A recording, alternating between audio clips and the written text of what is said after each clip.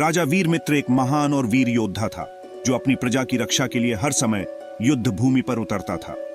राक्षसों और असुरों के आतंक से त्रस्त भारत भूमि को बचाने के लिए उसने कई युद्ध लड़े, लेकिन अब वह एक बड़ी चुनौती से जूझ रहा था।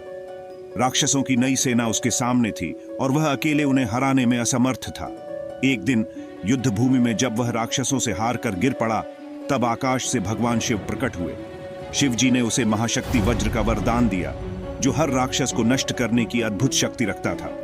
इस शक्तिशाली अस्त्र के साथ राजा वीरमित्र ने युद्ध भूमि पर वापसी की और वज्र के प्रहार से राक्षसों की पूरी सेना को नष्ट कर दिया।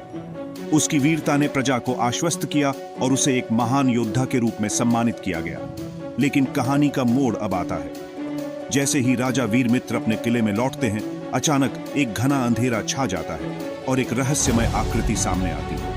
यह कोई और नहीं बल्कि राक्षसों का प्रमुख रावण था, जिसे वीरमित्र ने पहले ही मरा हुआ समझा था। रावण ने अपनी आवाज में गहरी मुस्कान के साथ कहा, तुमने वज्र के बारे में जो समझा वह सच नहीं था।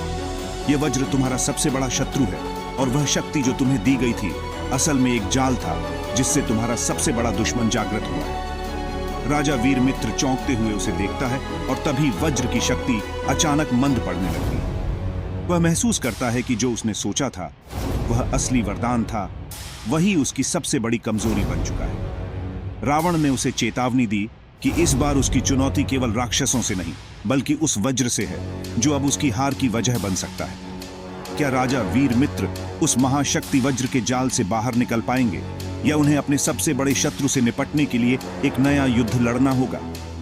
यह रहस्य अब भी अनसुलझा है और अगले कदम के लिए कोई जवाब नहीं है। वीडियो अच्छा